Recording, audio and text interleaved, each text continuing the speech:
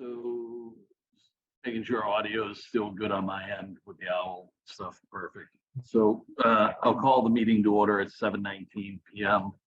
As protocol for, I think for hybrid meetings now too, we have to do a roll call vote of who's here. So, I'll just call out the folks on the phone as I see him. Mike Zulis, I'm here. Selena Miranda, Here. Aqua Bong. Present. Thank you. And then with me here in the room. Perfect. And Sean O'Rourke. Second thing on our agenda is approval of the meeting minutes. As you know, I sent out some of the meeting minutes that were outstanding. It's October 24th, November 7th, and December 22nd for review. So in reviewing those, I didn't know if people have comments or anything that they want to add to those minutes. The other outstanding minutes we'll be tackling at our next meeting.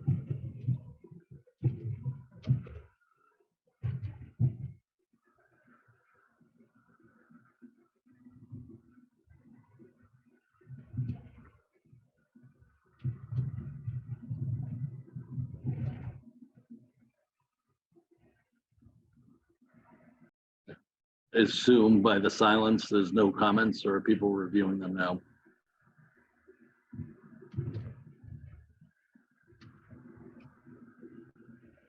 I did read it. Okay.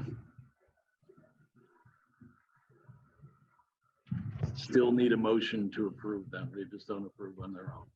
So moved. Seconded. Second.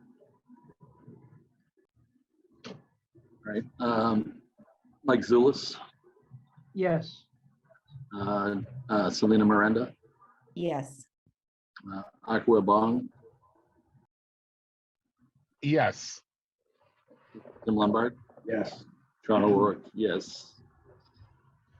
Third thing on our agenda is citizen speak.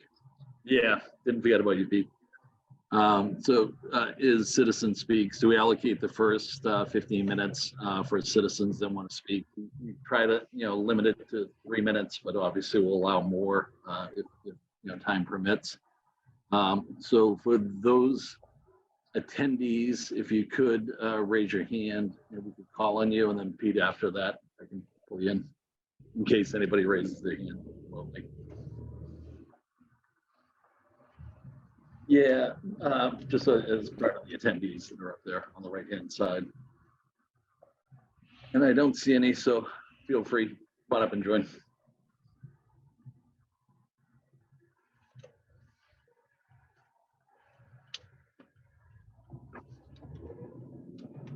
Hi, Pete Jackson, I'm on Capon Street. Can you hear me up there? A little bit. You can hear it? A little louder? That's better. Okay.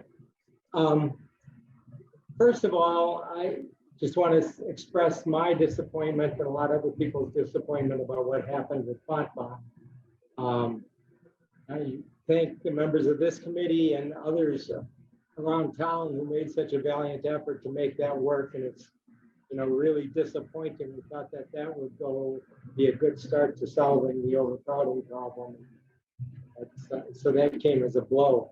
I did attend the last meeting, and based on what was presented there, I had a few comments that I wanted to bring up.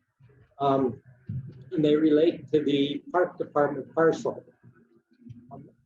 As I noted, looking at the plans, it looks like the area of the parcel that the building committee anticipates taking stops at the edge of the road. But the new road will require tree removal and grading and all those kind of things. So it seems to me that the taking should include any land disturbed as part of constructing this new facility.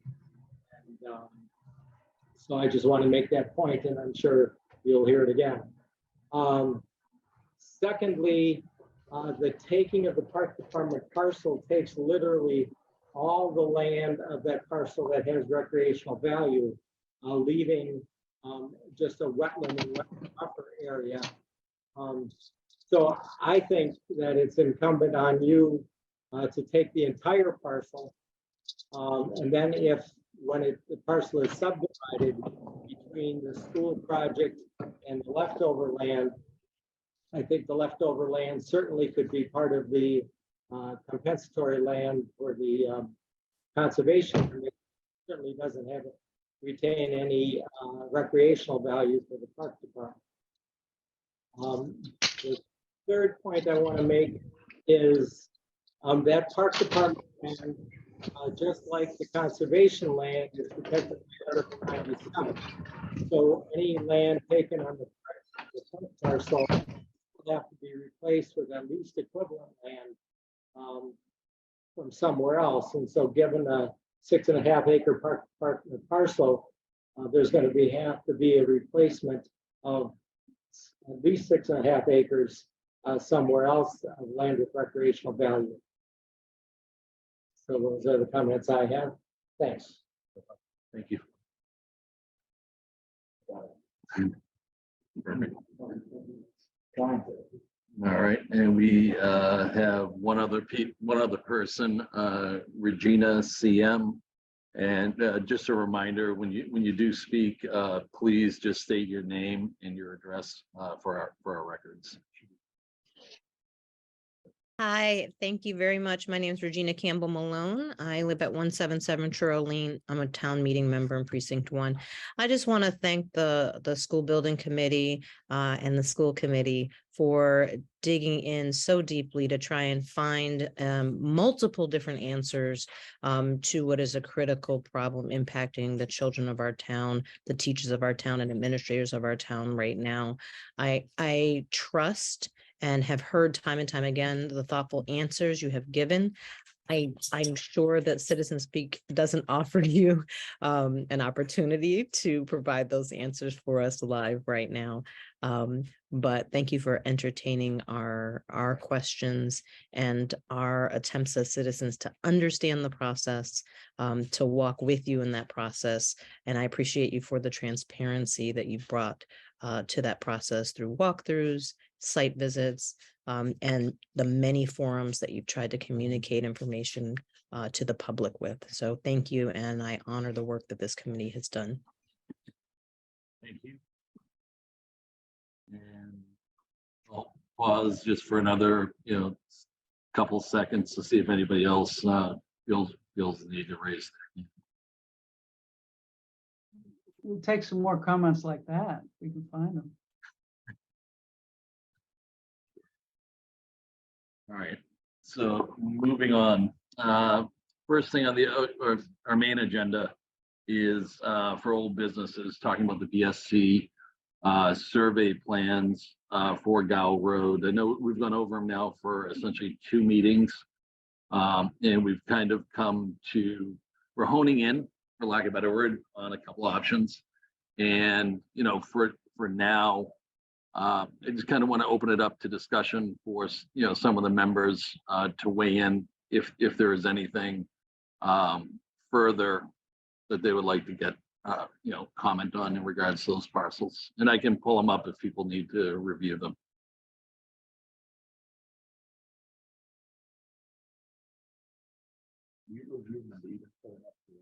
Yeah.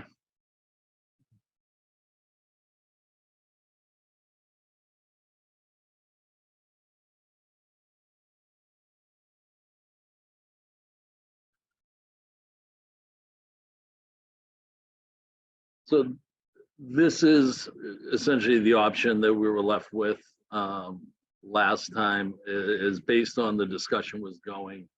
What that does is shows the realignment of Gow Road. So what I've tried to do is, for display purposes, overlay the existing Gow Road alignment that's shown here in gray, the Parks parcel, which is on one side of the existing Gow Road, and the conservation land on the opposite side. What's shown in red is the realignment of Gow Road along the wetland buffer. It does not encroach on the wetland buffer. It does not encroach on the non-disturbance zone, 25-foot non-disturbance zone. From what I could tell is they utilized a 50-foot setback as their working point for that. And this is the 25, they call it the 25-foot setback one. And what that is it's 25 feet away from the non-disturbance zone buffer. So, so this is the option that we looked at. There is another option that we looked at previously also that had essentially a 50-foot setback away from that non-disturbance zone also. One thing that has come up on these plans is, I've sent them, as I mentioned last time, I wanted to send them to the Conservation Commission to get some input. One of the things that is in discussion right now is wetlands, as we knew, that exist along the edge of Gow Road that are right here. The scientists that went out from BSC Group didn't agree that there are wetlands there. And there's discussion right now with them and the Conservation Commission on how they delineate what is a wetland and what's not. So right now, as I'm looking at it, there's a potential isolated wetland that would occur along Gow Road in this vicinity. So that's not shown here. So, as we're looking at this to make a decision, we need to weigh in on that. For that, essentially what it's doing is it just provides, a further, point that we have to work around on the site. So I know, previously we've looked at the difference between this option, which is 6.4 acres, and the one that we looked at with the 50-foot road was 5.98 acres, so a little under 6 acres. As we're weighing the decision, for that, we should be accounting that there are additional wetlands that will be taking out of this parcel, that we couldn't build on. So going below 6 acres and having additional wetlands that possibly could be delineated here, we need to account for that when we're looking at these. But the offsets for everything from Home Inc., what we were coming down to before was either a 0 boundary buffer or a 50-foot buffer. All the other buffers that went in created 2 smaller parcels. So, based on how our commentary was going last time, this was kind of our preferred option that Scott Terechak was in favor of. So just kind of recapping where we left off and, some update from there. So I'll open up for any commentary. If you could just please raise your hand, I'll call on you.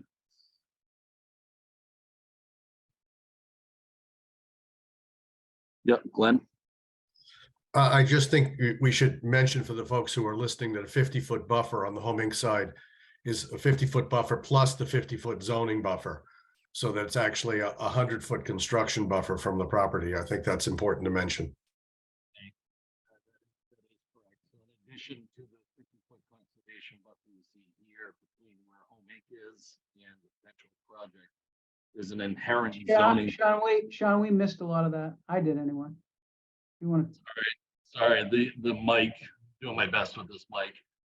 So in addition to the 50-foot conservation buffer that's shown here next to Home Inc., there's an inherent zoning buffer that's not shown of another 50 feet, essentially the same distance into the yellow, that represents the construction boundaries for the project for a zoning code.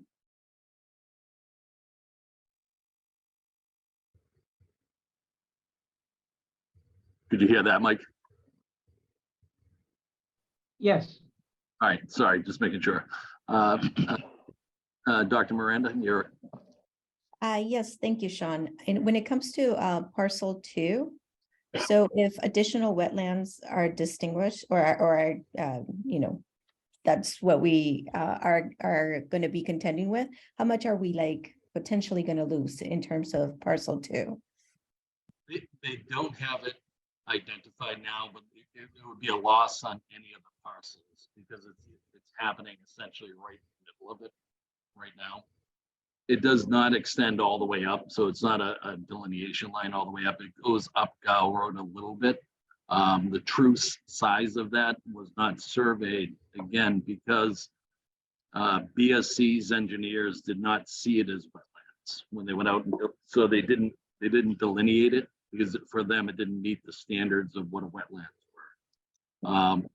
I'm coming to understand that there are state wetland guidelines that they utilize when they delineate spaces, and then there's, however, Milton has adopted local jurisdictional wetland boundaries or delineations that they're doing. So it's kind of, we're trying to get BSC and the Conservation Commission together on site to kind of discuss it. And I bring it up now as it's a possibility that there are wetlands there, but not a definitive. Great, thank you. Yep. Aqua, you're recognized. Can you hear me? Yes, sir. I'm concerned about the wetland. It seems to sit right in the middle of the property. How will we design around the wetland? Does it devalue this property? What's our chances of having this zone that's not being wetland? I'm not sure if zoning is the right word, or defined as not being wetland. I'm not sure you can answer it, but I think this may take us all the way back to the drawing board. No, I don't believe it's going to do that. So I went out, the wetlands were flagged initially by Steve Ivas, who's the conservation agent. I went out on Sunday to take a look at them. They are along Guile Road. They do not stretch into this property too far. At most, I think they go 15 to 20 feet off of Guile Road. So as far as wetlands, it's not similar to what you're seeing on, this side by the brook or down here by Home Inc. But what it is it's a small isolated wetlands. And I bring it up just so people are aware of it. But if it was something substantial, similar to the wetlands that we see down at Home Inc. on this side or over by the brook here, yes, I would be a little more concerned about it. At this point, I am not concerned. Thank you, Sean. Yep. Mike, you're recognized. Thanks, Sean. I think the effort here has been to save as much of the valuable conservation land as possible and to move as far off the Home Inc. property as possible. And I don't know if that's a uniform goal of the committee. It's certainly my goal. And if that is the goal, and if that is the goal of the committee, I just don't want to lose sight of that. I think we have that with respect to the valuable conservation land. With respect to Home Inc., I know we, given the likely need of the size of the land, we can't go any further than the 100 foot boundary at this point. But if it turns out when we get into the design, the actual design, and we can continue to move as far over as we can from Home Inc., I would hope that we do that. Thanks, Mike. So just a point of correction, the boundary that we have is a 50-foot conservation boundary, not 100 feet. But well, no, I meant 100 foot with the zoning, 100 foot conservation with the zone. I meant the 100 foot boundary from Home Inc. Gotcha. Yep. Yeah. And that's part of it too. Our next steps are to bring on architects, bring on engineers, start designing it. There are multiple components to the site: fields, parking, school. So as we start doing that, we will be cognizant of them. And it would be, I'm sorry to interrupt. No problem. It would be nice to know as we get into configuration.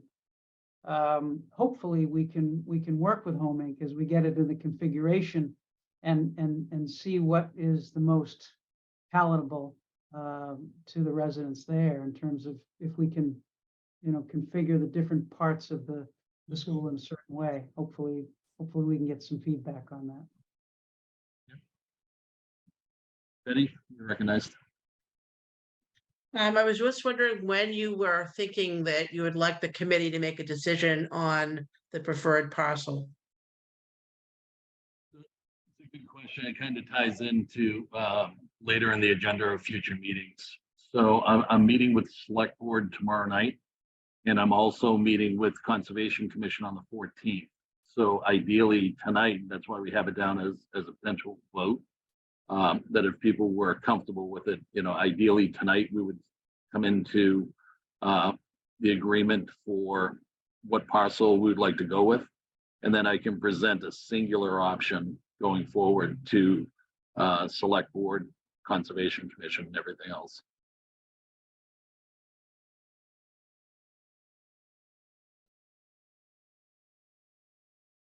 Ada, you're recognized. Thank you. I'm just looking back at my notes on the different parcels, and I think, what we've recognized is that we need a minimum of 6 acres for the program that we want to build on this site. And of the different options that we've looked at, the only other ones that are greater than 6 acres or more, besides the parcel number 2 that you were talking about with the 25-foot buffer from the wetlands and the 50-foot buffer at Home Inc.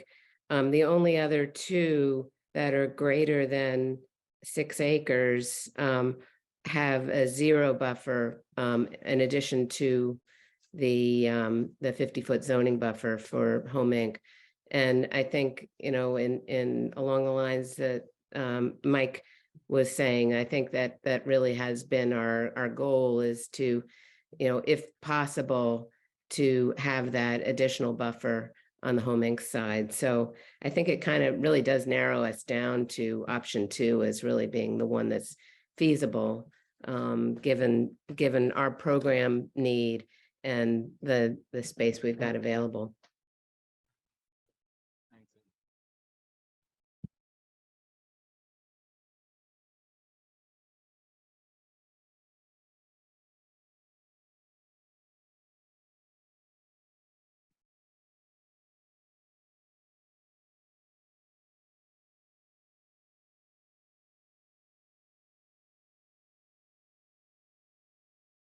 So with that, is there any other further commentary, in regards to the parcel layouts or options that we have?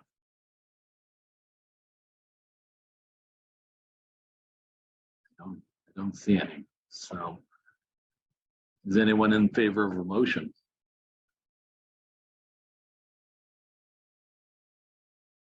Okay.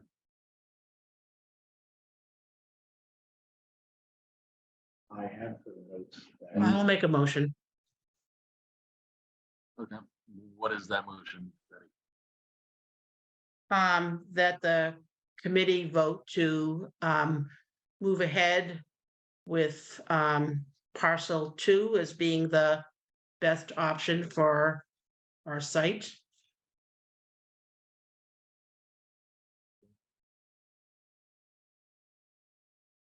I'd like to second that. Mike and Aqua have their hand, but we're in discussion on that motion, so assuming it's related to that. Aqua, you had your hand up first. Can you hear me, please? Yes, sir. I was wondering, we just looked at one option and we're moving a motion already based on one option. Were there other options we were considering? Would it be fair to look at those ones before we move the motion so everybody understands what they're voting on? Yeah, Aqua, we've had 2 meetings where we've discussed the 8 options in depth. And the reasoning of those 2 meetings was to hone in to come to a conclusion out of those 8 options. So if you want, we can relook at some of the other options. The problem are the options that have greater than a 50-foot conservation buffer from Home Inc. reduce the parcel size down below 6 acres, so they don't work. So we essentially crossed those off at our last meeting. The only other parcels that are left are a 50-foot boundary or a 0-foot boundary. I think the goal of this whole effort of realigning Gow Road was to push, as Mike talked about, the project away from Home Inc. a little bit and utilize that, as one of our stated goals. So, with us, that's kind of the path that we've gone down the past 2 meetings to kind of come to where that motion came out from. So if you want, I'm happy that we can pull up all the options. We can relook at them again. But that's kind of how we came to this point. Thank you. We can proceed. And Mike? Thanks, Sean. I have a friendly amendment, which is. I knew you were gonna have a friendly amendment. I'm sorry, I would just say, and to recommend parcel 2 to the select board for the warrant articles for the annual town meeting. You say that again, Mike? I accept that friendly amendment. Thank you. And to recommend parcel 2 to the select board for the warrant articles for the annual town meeting.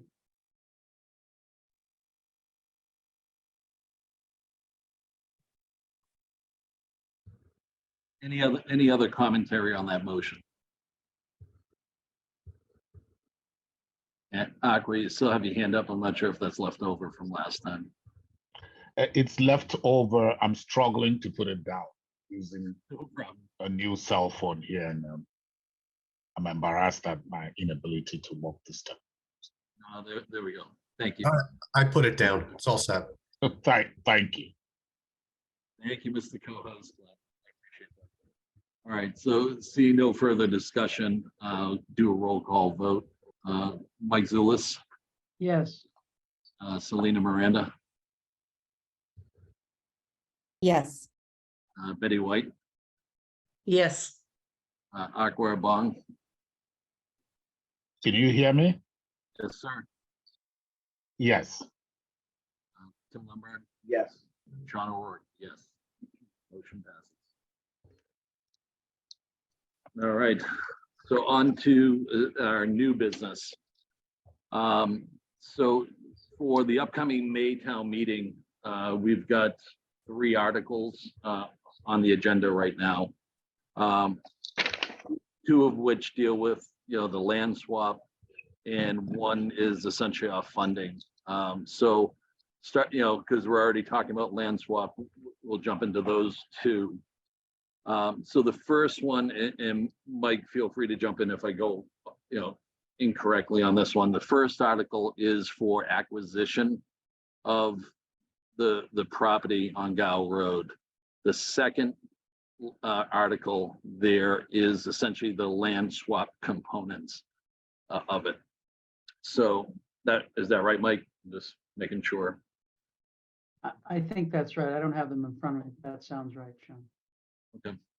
So the process by which we'd be acquiring the land on Gow Road would be by eminent domain. So the reasoning for this is essentially a couple things. So, the legal opinion paper that we received in regards to this, while we don't agree with it, it potentially could issue, legal, a process in court. And in that process in court, it's not guaranteed which way it would go. And by doing it by eminent domain, we can head off that portion of the legal matters that would be there. And if I'm not saying this correctly, Mike, feel free to jump in as, as the lawyer on the committee. I mean, the law end of it is definitely not my best.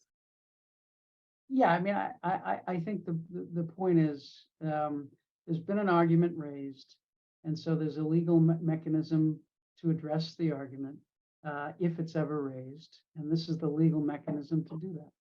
And it's the legal mechanism by which the town essentially is taking the land from the town. And so it's, again, it's a mechanism to address a potential argument if it's ever raised. And this is it on the advice of counsel. Correct. So, yeah, we've been advised by town council. So, further, as Mike stated, it's essentially the Conservation Commission, the town will be taking it from the Conservation Commission. The consideration paid to the Conservation Commission would be the land swap that we can go over now. So just in regards to that first article, I'll open it up if there's any commentary or discussion that anybody has. If you do, please raise your hand. Yep, Aqua. Do we have any precedents of using this vehicle in acquiring similar properties? How do we know it would serve the purpose so proposed here? Yeah, so that's actually one of the things we're having town council review. Acquisition of the previous school parcels, when they were done, to see if eminent domain was utilized with them. Part of my conversations early on with John Cronin when he was, still with us, I believe he referenced there were certain parcels that were taken by eminent domain by school. That was going off his recollection. So we have the lawyers looking in now to see if there is precedent for, this that we're doing here. So we are looking into it.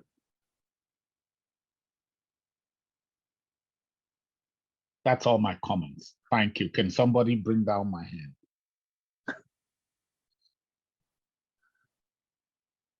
Thank you. Any other commentary? And yeah, Glenn. I believe, and I'm working off my memory here, I believe part of the land for Cunningham back in the early 30s involved eminent domain. A good portion of it did not, I know, but I think there was a strip of it that might have as well. So I think I have some of those things as well. I'll look too, but that might be a place to look. Those are the ones that strike me as being the most probable use of eminent domain in the past for land acquisition for a school. But that's just, again, my working of my recollection. Appreciate it, Glenn. Thank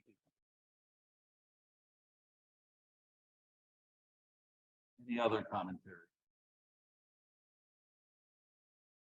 Hearing none.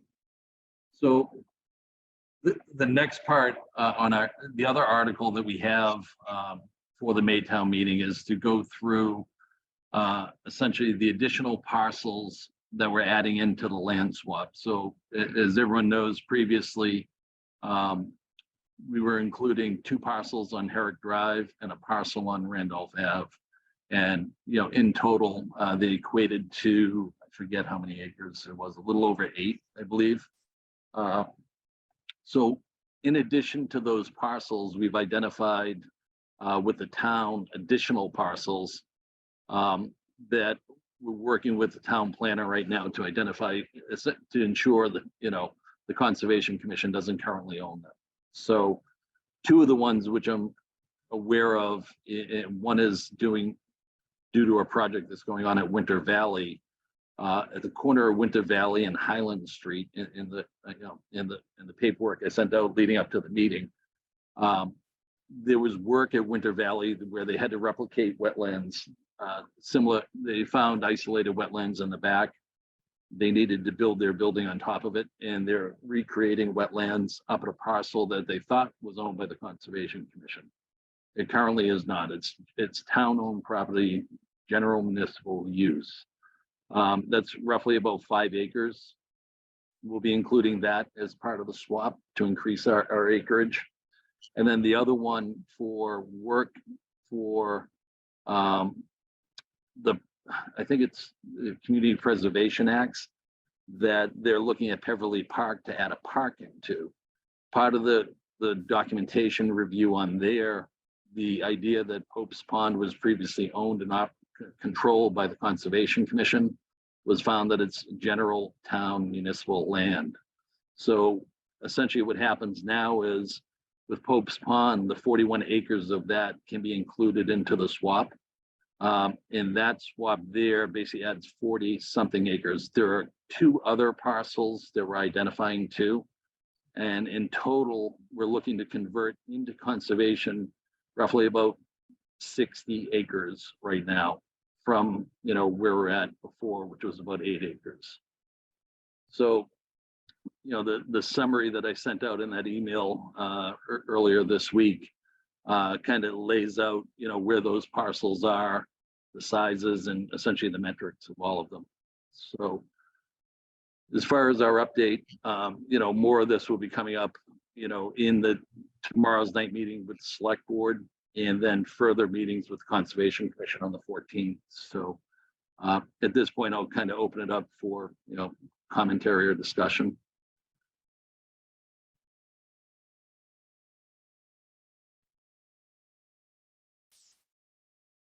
Yep, Mike. Sean, just to clarify, is it fair to say, my memory was that 2 of the parcels, or perhaps one of the parcels, was actually a grant from one of the Lamb sisters? And that's what we're seeking to put into conservation land? Yeah, those are 2 that are across the street on Blue Hills Parkway from the Gow Road property. The deed information that we got from them today from the town planner, Tim Zawinski, shows that those potentially are already controlled by the Conservation Okay. Commission, so they probably will not be included in the swap. Okay. Yep, but our intent was to find additional land property that was town-owned that we could add into this. That's part of the, for people listening, the work we've been doing for the past 6 to 8 months to identify additional parcels to add in.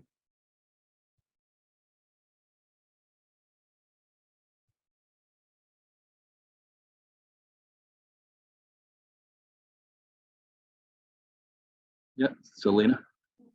Yes, thank you, Sean. I guess I'm just trying to understand sort of our pursuit for additional parcels.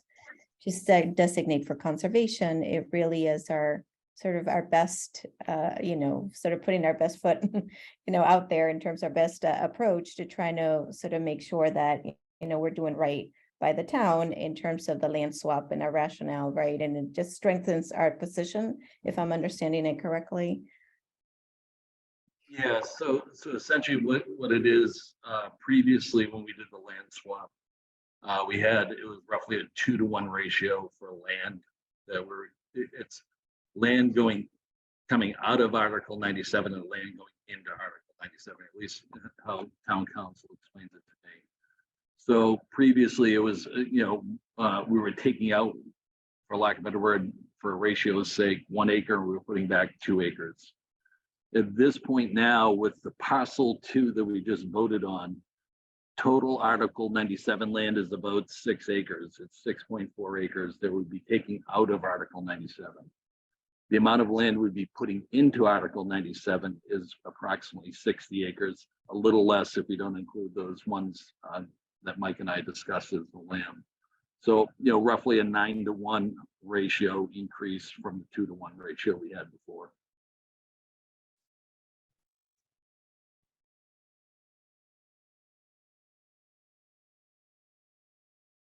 Yep, Mike. And just to add, beyond the substance of this and to putting as much land into conservation and parkland as possible, there are state and federal hurdles that we need to get over on this with the Massachusetts legislature and federal regulators as well. So beyond the substance of this, when this is reviewed by those state and federal regulators and the state legislature, those parties, Dr. Miranda, will see our best foot forward. Thanks, Mike.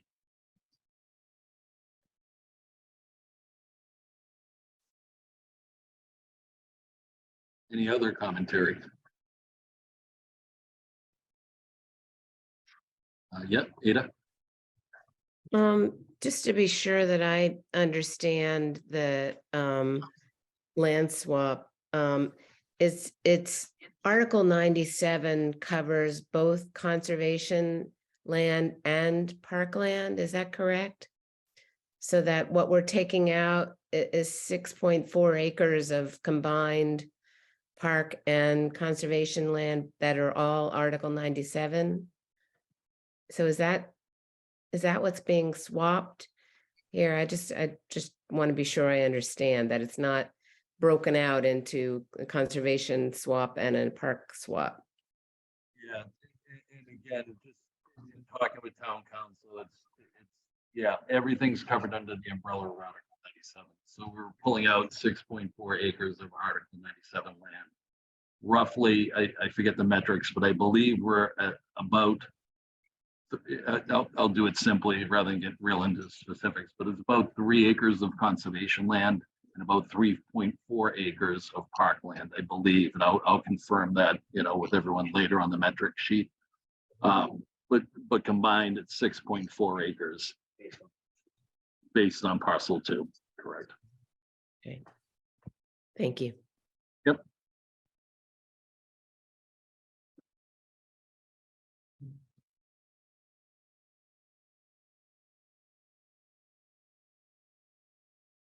Any other commentary?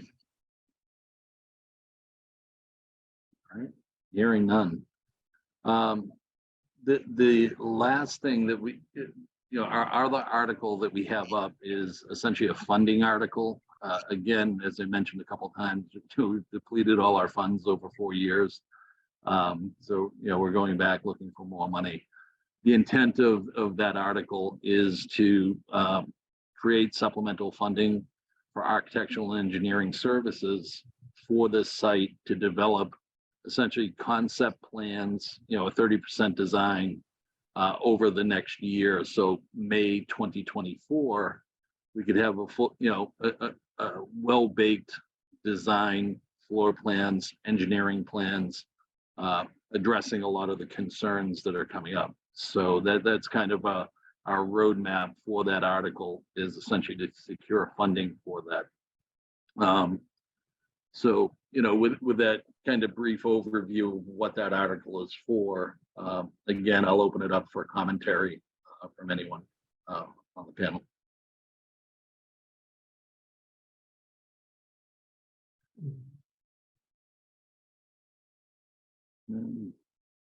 Seeing none. Okay. I believe the next thing on the agenda, and pull it up just so I can take a look. Apologies.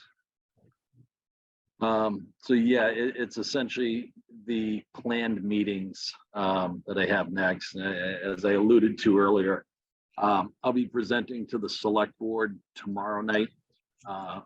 They have a remote meeting at 7 p.m. Conservation Commission will be presenting this option that we just voted on tonight on the 14th.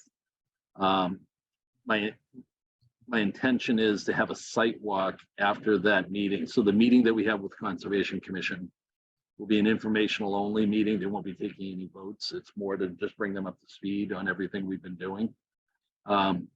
Most likely after that meeting, they'll do a site walk similar to what we did last year. And the good thing with the site walk this year is we have all the stakes in the ground. So the delineations that we were, looking at high level plans that were color coded, we actually have color coded stakes out there so people can physically see where those boundaries will be. After that, we'll be meeting with the Parks Commissioners to address some of their concerns and go through that. And essentially after these 3 committees have voted successfully on it, we'll jump back in front of the Warrant Committee with those votes and, present this entire package to the Warrant Committee, before town meeting. So, as far as our roadmap or game plan, that's kind of where we're at. So, if there are any questions or comments, again, I'll open it up for everyone on the panel.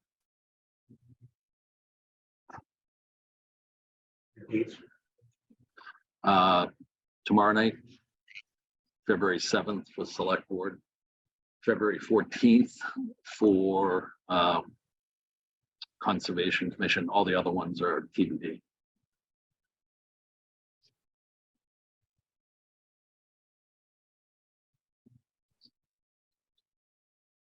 Yeah, Glenn, sorry, I didn't see you. That's all right. Just with respect to the funding article, we should try to get an approximate amount together for that sooner rather than later, because likely that's could be coming out of free cash or wherever we're looking, but it's got to be built into the early stages of the budget process. Waiting till, April or late March is not going to work for that. We need to get an approximate number out and into the town administrator's hands and so forth sooner rather than later. Yeah, I've had a discussion about this as far as ballpark is. Part of it, we've talked with DRA Architecture to get some idea of what a conceptual study will cost for this site. So I believe at our next meeting, we'll probably get into a little more detail on, overall project cost on that.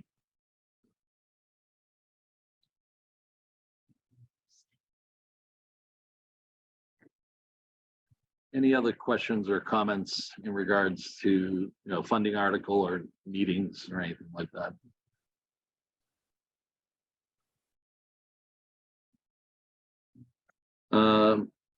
Next on the agenda is basically when our next meeting will be, and I believe we're aiming for the 20th, which is 2 weeks. Just checking with everybody, on the call if the 20th works for you. The in-person that we're doing here at the library is actually pretty nice. So we might, keep it going this way. And, if you can make it great, if not, the owl seems to work well too. So, Dr. Miranda. Yeah, that's school vacation week. I'm actually going to be out of town, so that doesn't work for me.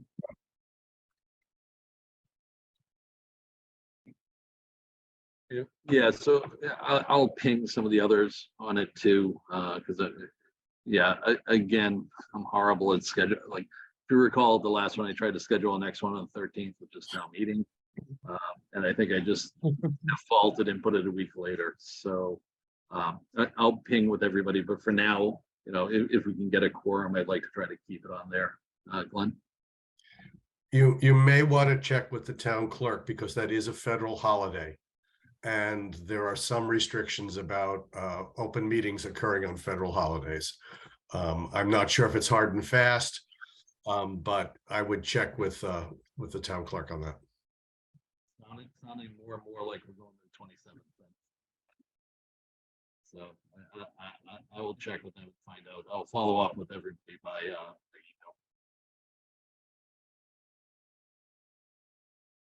All right, and then last thing on the agenda is essentially adjournment. So I will entertain any motion to adjourn.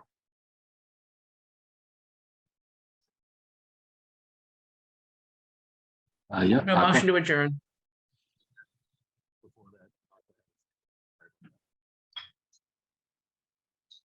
Second, Just hold for a second. Aqua has his hand up. I was trying to move the motion, but Betty always beats me to it. Oh, Betty.